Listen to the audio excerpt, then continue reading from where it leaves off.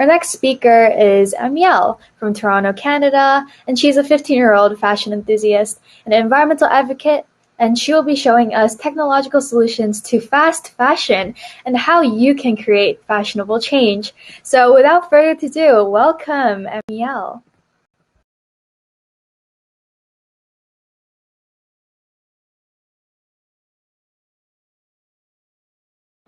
Yeah, thank you, Gina. I'll just get started. Okay. Where do your clothes come from? Well, probably you got them from your closet this morning, and you might have bought them online earlier or in a retail store. But I'm asking about before that. We rarely question the past and future of our clothes because we don't have to. We are constantly presented with trendy and inexpensive clothes, rarely taking the time to examine how and where they were made and what their actual impact is. This rapid mass production of cheap clothing, according to the latest trends, is known as fast fashion. And by the 1960s and 70s, clothing became a form of personal expression from young people who embraced affordable clothes. However, in the late 1990s and early 2000s, low-cost fashion became increasingly acceptable and desirable. So to make fashion trends available to consumers, retail companies had to quickly move clothing designs from the catwalk to stores. And today, fast fashion brands such as Zara, H&M, Gap, and Fashion Nova are built on speed and agility and churn out new clothing trends to fuel and meet our growing demand as customers. So fast fashion and its mass production have contributed to the democratization of fashion. It enables more people to purchase trendy clothes regardless of their socioeconomic background. So let's take a look at the life cycle of clothes to identify where technology and innovation could fit into this fast fashion industry. It starts off with the materials and fibers, the basic raw materials of textile production. Natural fibers like cotton, flax, leather, wool, and silk are of plant or animal origin, whereas man-made or synthetic fibers like polyester can be derived from oil or obtained through chemical transformation. Next, the garments are produced from the raw material. When spun and woven, fibers are converted to threads and then to fabrics. And to get vivid colors and finishes, yarns and fabrics are dyed and improved through physical and chemical processes. During tailoring and sewing, pieces of fabric are cut into shapes and joined together. And to finish, garments are cleaned, pressed, and prepared for sale. And once ready to be sold in stores or online, the finished clothes are packaged and transported to a warehouse or retail store by air, sea, or land. Then a customer buys a garment, wears it for as long as they want, and takes care of it as they wish. And the life cycle of clothing usually ends at disposal, when it's no longer used. Clothes often end up incinerated or in landfills. At the moment, our clothing follows a linear economy, a make-take-waste model. The fashion industry is fueled by a linear model in which costs are reduced and production is sped up at the expense of the environment and people. While our linear fashion economy allows companies to keep up with customer demand and increased profits, it also is very unsustainable and wasteful. So of the many problems caused by fast fashion and our linear economy, I just want to touch on three major ones: textile waste, carbon emissions, and water consumption and pollution. Fast fashion is disposable fashion, leading to huge quantities of waste. Because the trendy clothes are short-lasting and they quickly go out of style, they're quickly discarded and pile up in landfills. Polyester, a plastic found in about 60% of clothing, doesn't degrade and persists in the environment decades after being thrown out. Every second, the equivalent of one garbage truck full of clothes is burned or dumped in a landfill. And instead of being recycled, 85% of textiles are dumped into landfills or burned each year. Carbon emissions. The fashion industry emits 8 to 10% of all man-made carbon emissions. And this is more than international flights and maritime shipping combined. In fast fashion supply chains, carbon is emitted during fiber production, clothing shipment from factories to retail outlets, and incineration. So at every step of the way, carbon is emitted. And water consumption and pollution. And because of the leftover water from the dyeing process, it's dumped in ditches, streams, and rivers. The fashion industry is the world's second largest polluter of water. Furthermore, when washed, clothing items lose microfibers, which settle as sediments in oceans and enter the bodies of marine animals. 7,500 liters of water are needed to make a single pair of jeans, equivalent to the amount of water that the average person drinks over 7 years. And 500,000 tons of microfiber is dumped into the ocean every year, the equivalent of 3 million barrels of oil. Thing is, the fashion industry doesn't have to be so polluting and harmful. The issues of textile waste, carbon emissions, and water consumption and pollution don't have to be so bad.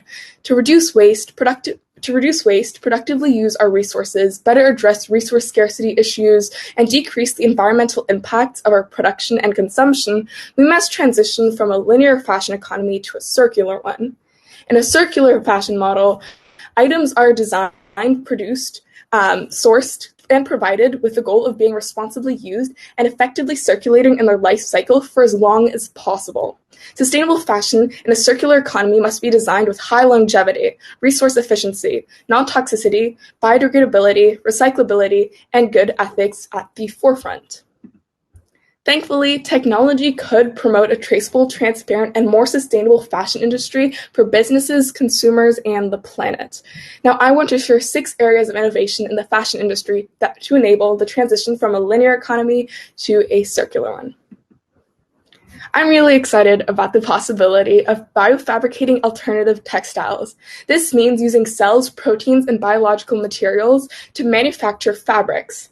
Garments have already been made of everything from citrus fruits to cow manure, whereas textile dyes consisting of bacteria and plants have already been developed. 3 companies in the space of sustainable biomaterials are Alginet, who is creating yarn from kelp, one of the most renewable organisms on Earth. From seaweed to fibers, Alginet is developing functional and accessible biomaterials to revolutionize the textile industry. We have Modern Meadow, using the principles of cell biology to create animal-free sustainable materials. This company recently produced lab-grown leather through a process of DNA editing that grows collagen, which is the protein in skin, from yeast. And we have Bolt Threads, a company that was able to produce the proteins that replicate the process of real spider silk by fermentation after studying the DNA of spiders and the properties of their silk. So these products, fabricated by the 3 companies, have a lesser environmental impact and are biodegradable. Similarly to biofabricating alternative textiles, we can also call on biology to revolutionize the fashion industry by using biomimicry for fashion. By definition, biomimicry is the design and production of materials, structures, and systems that are modeled after biological organisms and processes. To create more sustainable materials, we won't just be copying the color combinations and patterns found in nature. Rather, we'll examine nature and borrow elements to make clothes that are self-repairing, self-cleaning, preserve energy, waterproof, and more. Who knows? Someday our clothes might interact with our bodies, reacting to our emotions and social environment.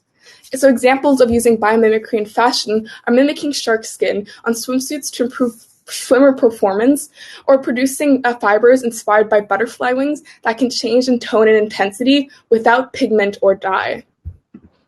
And $120 billion worth of excess fabric sits in factories, mills, and warehouses at any given time because sellers often aren't sure how much unused fabric they have and where it is coming from. Thankfully, technologies like blockchain and artificial intelligence can actually identify areas of waste within the fashion supply chain. So introducing Queen of Raw, a marketplace to buy and sell unused fabrics by tracking where certain materials come from, what sustainable certifications they may have, and where they are headed from cotton fields to closets.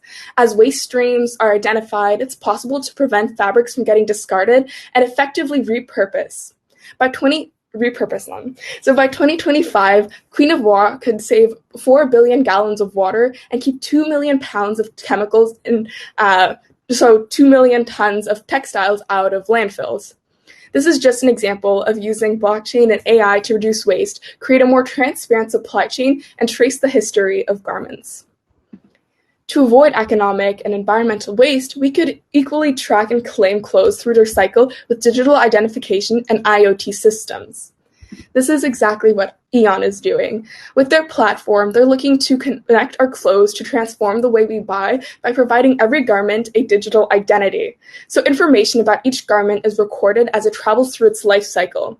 Embedded tags like QR codes, RFID, NFC, Bluetooth LE can reveal where a good was made and who actually made it.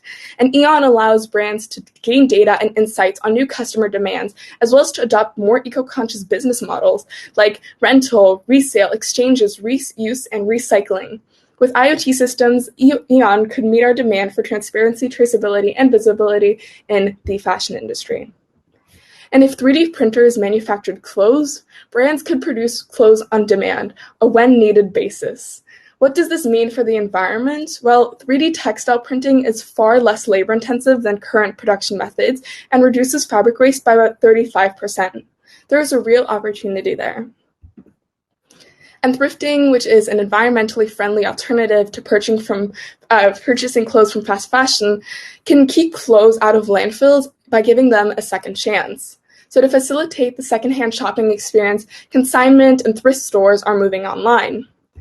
And so this is what Thredup is doing, a fashion retail platform that enables consumers to buy and sell garments. The company has upcycled 100 million items across America, the equivalent of 870,000 tons of carbon emissions. Thredup relies on the artificial intelligence services of View AI, the process incoming items thanks to image recognition.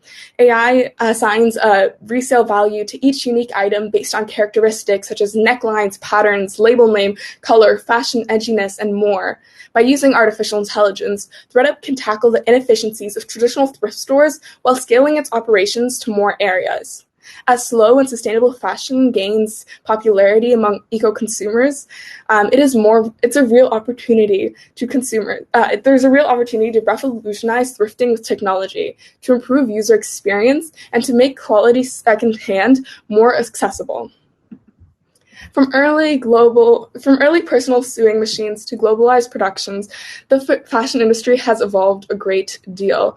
And because some of the applications I mentioned are still in their infancy, it's a prime time for you and I to work on creating fashionable impact. So it's time to focus on and pioneer circular fashion for businesses, consumers, and the planet. So my question to you is, how will you create fashionable change?